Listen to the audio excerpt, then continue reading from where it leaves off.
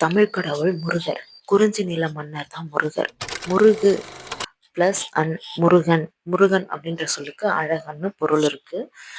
சேயோன் தொல்காப்பியத்துல முருகரை சேயோன்னு குறிப்பிடுறாங்க. முருகர் ஒரு சிறந்த போர் வீரராக இருந்ததா சொல்லப்படுது. தொடக்க காலத்துல மக்களுடைய பாதுகாவலனாரா முருகர் வாழ்ந்து வந்திருக்காரு. அவரை வழிபடும் விதமாக நடுக்கள் அமைச்சு மக்கள் வணங்கி இருக்காங்க. அதுவே காலப்போக்குல முருகர் கோயிலா மாறி இருக்குன்னு சொல்லப்படுது.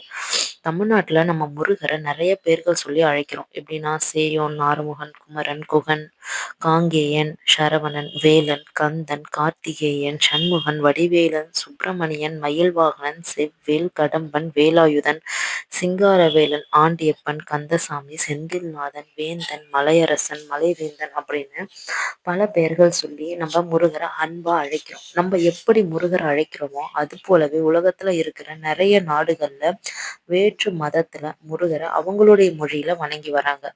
உதாரணமா இலங்கையில கதிர்காமன் அப்படின்னும் முருகரை, கொரியால முருகரை விதா சேயோன் அப்படின்னும், தாய்லாந்துல பிராவத் போதிசத்வா அப்படின்னும், திபெத்ல தோங் துருக் அப்படின்னும், வட இந்தியால ஸ்கந்தா அப்படின்னு பல நாடுகள்ல நம்ம முருகரை நிறைய நாடுகள்ல வெவ்வேறு மொழிகள்ல முருகரை வழிபட்டனாலும் முருகன் தமிழருக்கே உரிய செந்தமிழ் வேலன் அப்படின்னு சொல்றதுல நம்ம எல்லாருமே பெருமை கொள்வோம்.